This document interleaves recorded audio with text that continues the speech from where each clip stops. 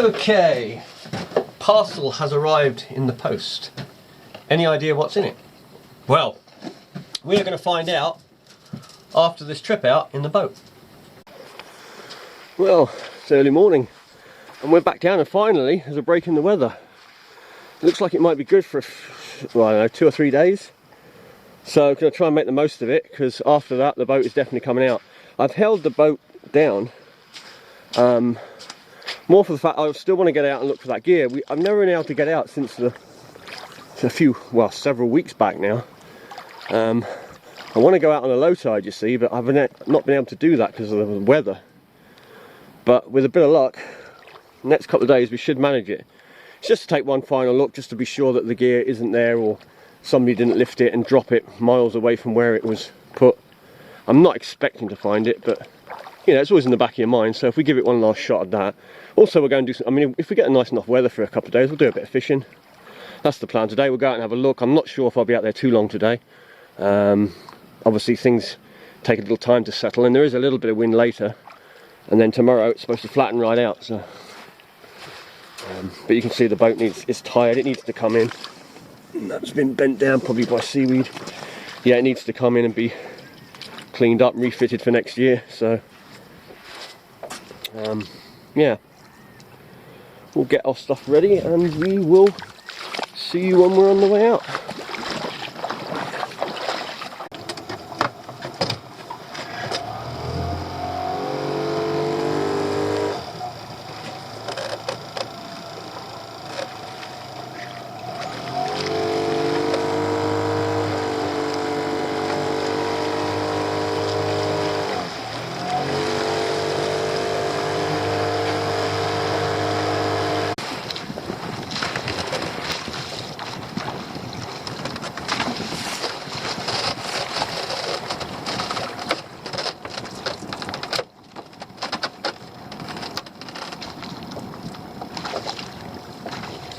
What we'll do is we'll have a quick trail in the bay, and we'll head out to sea, try and do a bit of fishing out there, maybe for bass, maybe for pollock.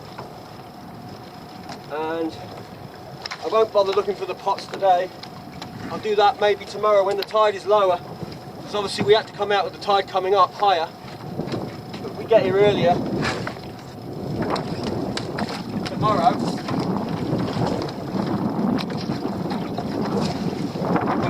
tomorrow, we can check the see if the pots are there on the lower tide. I just need to tighten this engine down, so you put it on and tighten it down. Brought the reserve back out.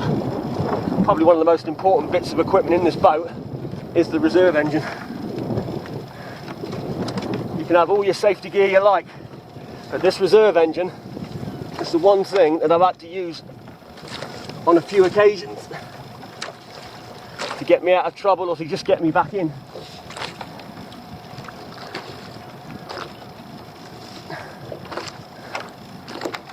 And to be honest, I wouldn't go out in a boat without a reserve, or at least a set of oars if you can row your boat.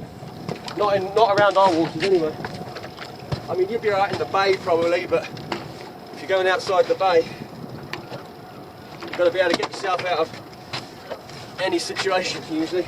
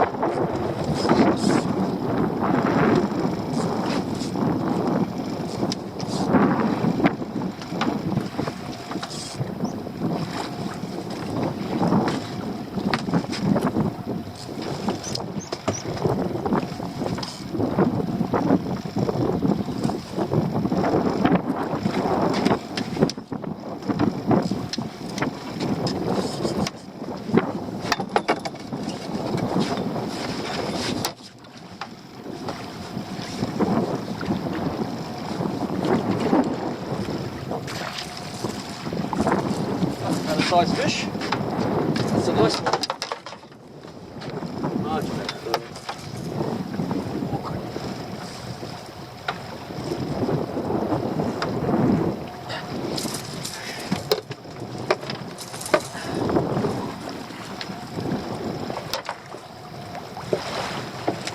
very well either. There you go, look at that one. Absolutely. Very nice fish. Probably 3.5, 4 pound probably. Might make a bit more.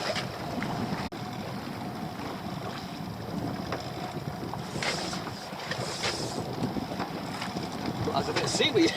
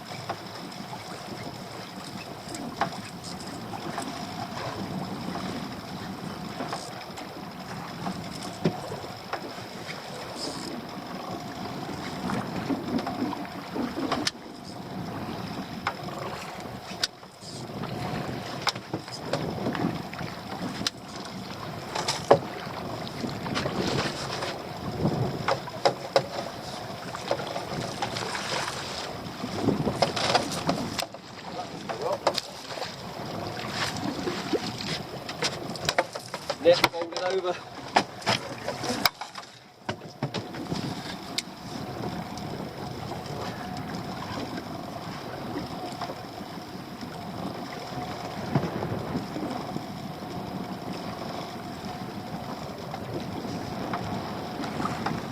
There we go.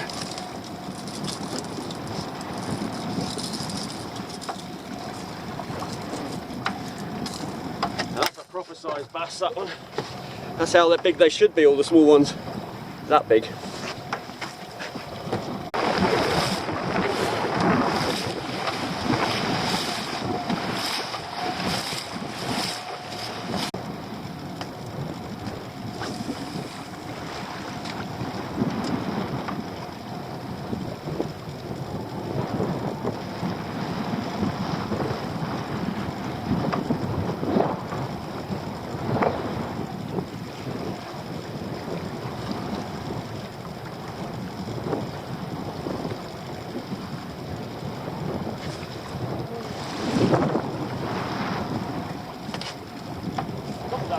I don't think it's a bass.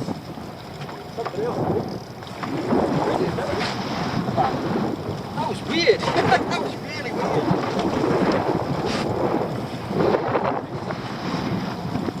Pecking at it.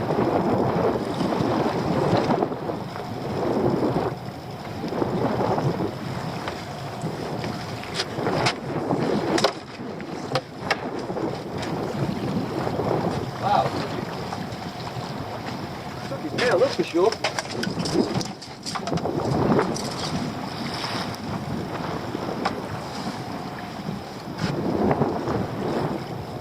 But there you go. That is first bass on the new Nomura lure. Fortunately, it's got it right down, this one, so this is a keeper.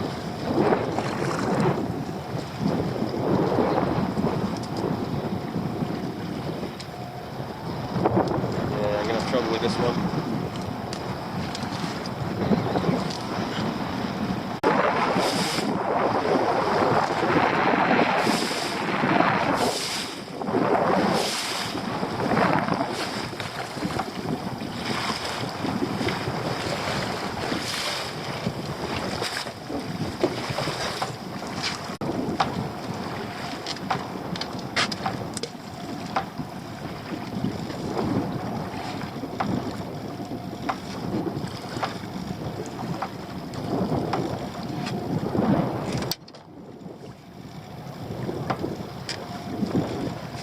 Oh, hello, straight away.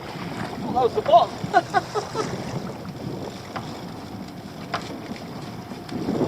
What is it, pollock? Oh, yes. Nice pollock. I'm going to keep pollock. Sure. I can freeze them down for the winter. There we go. It's a good one. It's just over on the fish. I want to get straight back down.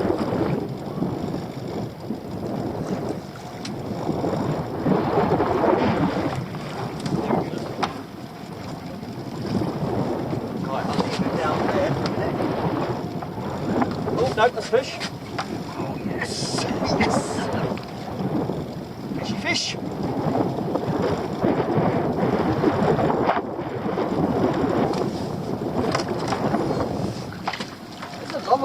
lovely pollock.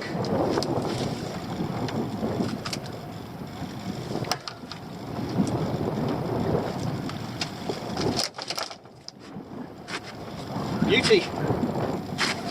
Right. Okay. Now we're organised. Let's see if we can get some pollock. God, it'd be nice to get a nice batch of pollock. Like I say, I can freeze them down for the winter.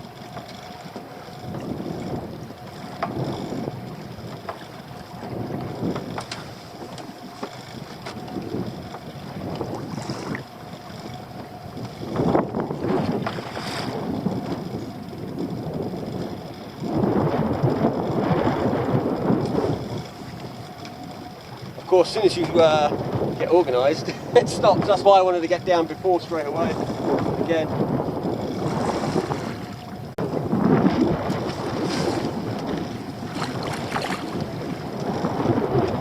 That's a beauty, that one. That's more like it. That's what we want to see. Nice big pollock. Hold it up close to you because the camera makes everything look so small. So there you go. Cracking pollock, that one. Keeping that one as well.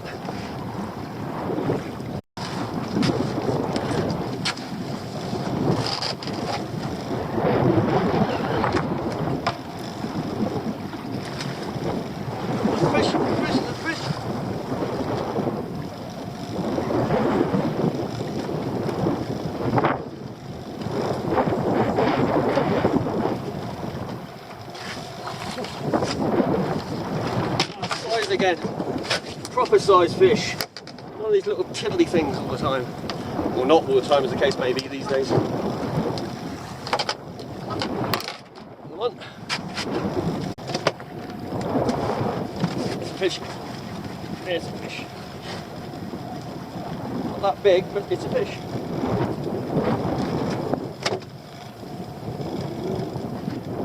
So it's not that big, it's actually not bad at all.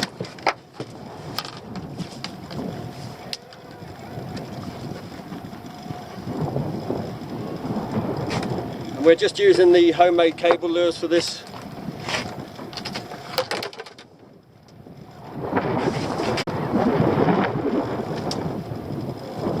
Another pop. Felt that. Something had to go, that's why I dropped back again. Because it felt so sort of gentle to take.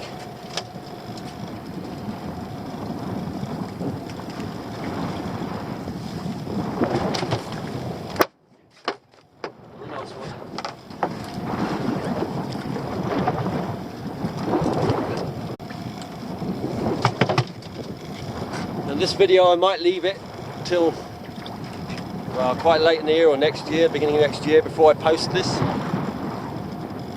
Just because there's bass in the video again, and you know, people go crazy sometimes when they see bass and things.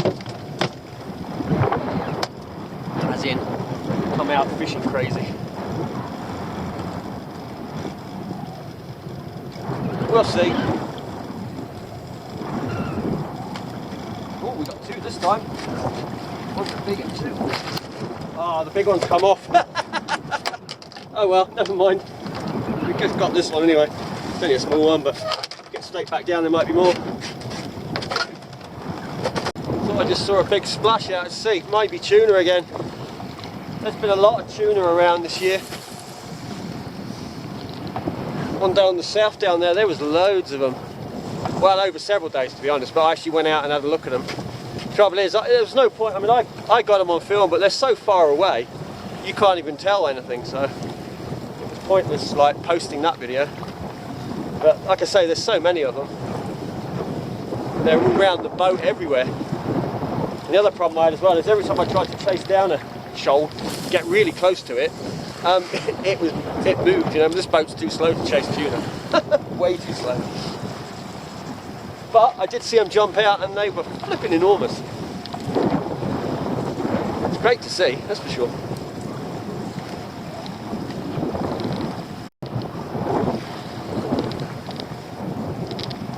Yeah, it's tuna. I can see them.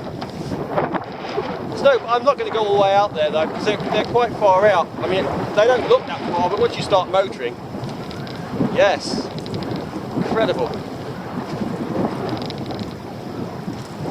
I'm surprised they're still here actually. I thought they had been passing the islands, but they're obviously hanging around or something, or there must be a hell of a lot of them coming past, because it was weeks ago I saw the other ones.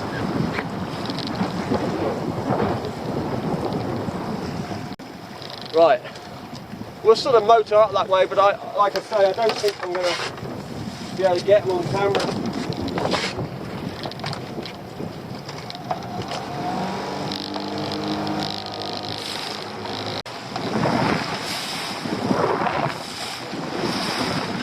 But I will bring the line in because I don't want to run the risk of hooking one. I know what you're all thinking. Hook one? Nah, no chance. One I haven't. Well, I've got the gear, got the braid rod, but I'm not risking my license here. One day, if we're allowed to catch them, then I'll be straight out here. I tell you, rods will be out. We'll be catching tuna. But until then, no. Probably hear that wind is getting up. Possibly. So we're going to make a move.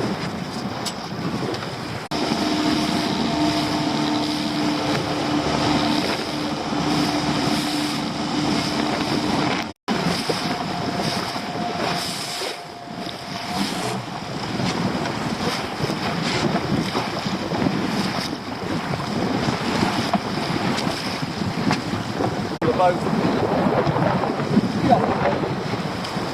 Yeah, Pollock.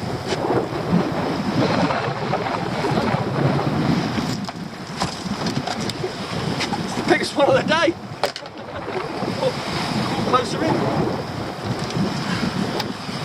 So they catch pollock as well, these lures. There you go, it's called pollock and a bass today. That Yamaha one. Nice fish though. Nice big pollock, that one. I wonder if I should give it another quick go.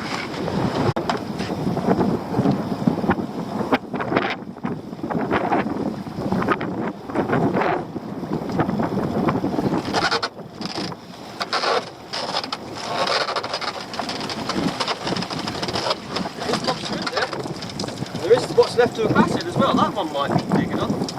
Might be, I say, I'll have to check it. But I'll put it to one side. That one will be too small. Plus it's only got one claw.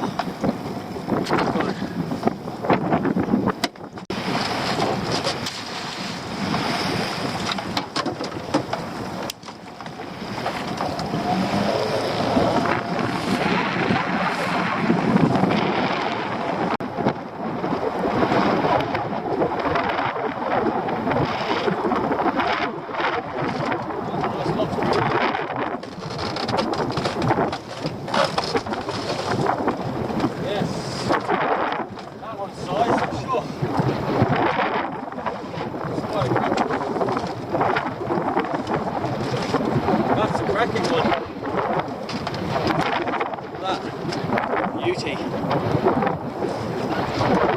Taking that one.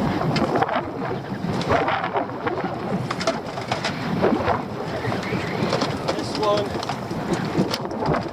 I think this one's too small. Well, that other one was too small, so I threw it back. The one we had before. Double check this one. Yeah, that was just under as well. We got one anyway, a nice one.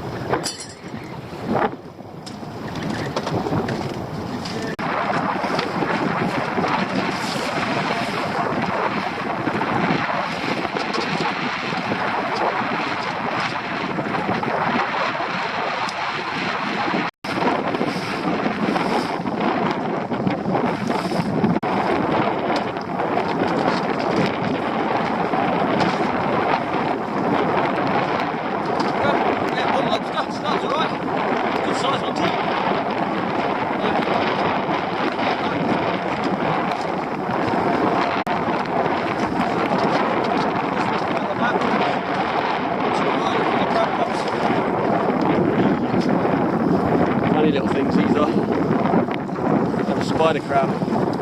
Don't grow very big.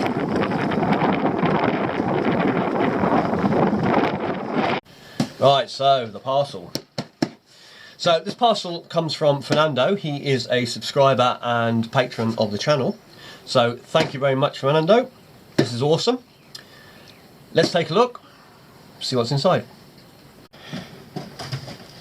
Right, so I've opened the box and I have just brought everything out to make it easier, and I moved the light because I think the light might have been reflecting a little bit. So, what have we got?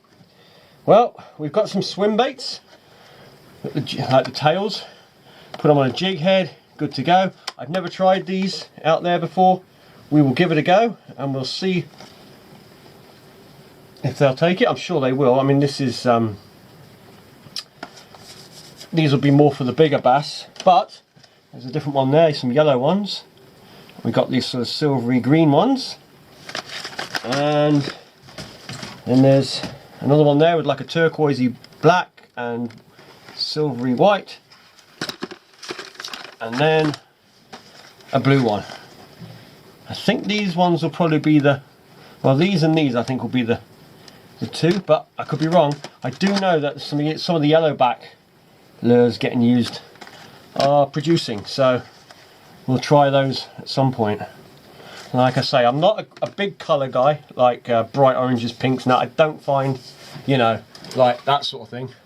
I don't find they do great here, but some people have results to them, and of course every lure will catch at some point in some place. So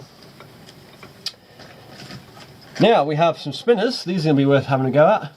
Again, spinners, I used to use a lot of different spinners years ago, not these sort of things. These are like jigs, as opposed to spinners, but jigs kind of thing. And I have used them in the past to get a lot of pollock normally. But with the modern ones, with their colourings and stuff, we'll see if we can entice a bass with them. Because the thing with these is, if you can throw these out, they'll obviously get a lot deeper than a lot of other lures, which sometimes you need. Sometimes the fish are deep and you want to get deep. You don't always be on the surface. Right, that's an interesting little lure. It's a Pro Q90 sea spin. I don't know much about that lure. It looks very interesting. That looks like it would be deadly fishing out in the whitebait shoals. It's just got that kind of look about it. So we'll be trying that one, definitely. It's got enough weight to cast. I might drop down to a 15-pound line for my 20. I tend to stay with slightly heavier lines, because I'm always going for the bigger fish. So, and there's like these are like I don't know what you call these, surface popper kind of style lures. This is a shallow minnow. It's a Coexta 100, Coexta 100, something like that. Again, worth a go. I don't use a lot of poppers, but I mean, I'll try them. I got one here that somebody gave me, that they found, and they gave it to me, and I've never actually used it. It's quite a big brute, this one. But I tried them years ago. I didn't have a great deal of luck, but then again, that was years ago. And like I say, throwing them in amongst shoaling fish, you know, it could work. And I will try that probably off the shore as well, because we're in shallower water. Now we've got this style of lure. This is a jerk minnow apparently, and it's Momonti 115 SS. So I suppose it's 11 centimeters long, or 11.5. That will catch. I've got something similar to that. I don't know if I've got any actually. I can show you. No, I do have a lure very similar, but the thing is with the one I've got, it's got a very small bib and it doesn't go down very far. And if you reel it too quick, you lose control of it. But this one looks a much better, stabler design. So certain that will catch. And then we got the longer version. Same idea, I think. Yep. And this is the 14 centimeter version. But very nice looking lure. Like I say, because obviously the fish eat a lot of sand here. They've got beads in as well. Well, this one does anyway. This is like a cleary white one. This will do as well. This will work well. It's another 14, but it'll catch. Let me just check something.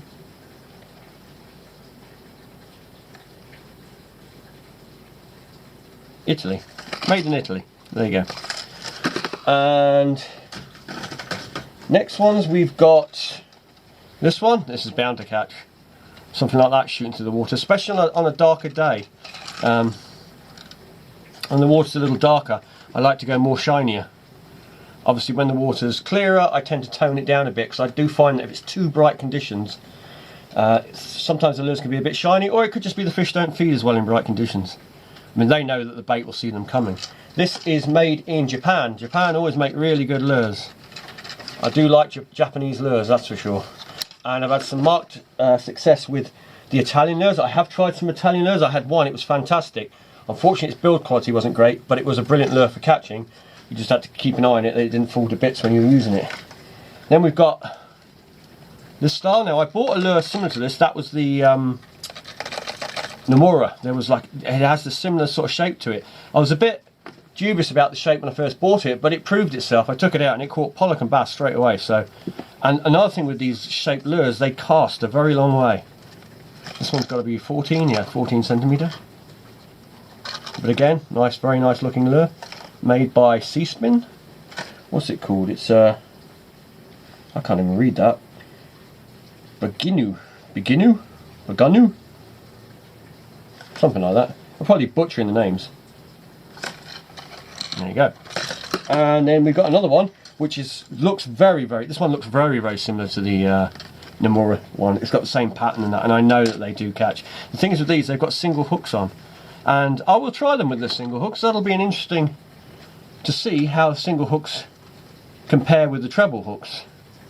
I mean, obviously treble hooks, I mean, they're pretty lethal when you're unhooking treble hooks, but I've never tried single hooks on a plug before, so we'll give it a go, and if it works, it works. It's got an interesting fin on the front, if you can see that fin on the front there. Let me, can I pop this one out? I want to show you the front fin on that. Yeah, it's stapled. That's it. Just want to show you the front fin on this. So there it is. Look at that fin. It's got like a little spay. It's got cutouts at the top. I wonder if that actually makes a difference. We'll find out. Got some rattles in it as well, and you can see the hooks, single hooks. So there you go. That is a lot of lures. So once again, thank you, Fernando. That is absolutely brilliant. And like I say, we will revisit these lures when we start fishing again. Maybe off the shore, early spring. Definitely in the boat. We'll see what we can catch on them, and we will see what they like. These will be, like I say, these are going to be interesting because I don't tend to use a lot of soft plastics. I use a few, but you know, the ones I use, you know, they're like that, the Skerries or the Savage one, I think that is, and then there's a Tsunami one there, these sort of things, which are obviously different to these sort of things. So it'll be an interesting test to see how they get on. And another great little tip, that one there, Super Slims. The Super Slims work really well, so tip for you there if you want to get any soft plastics. Right, until the next video.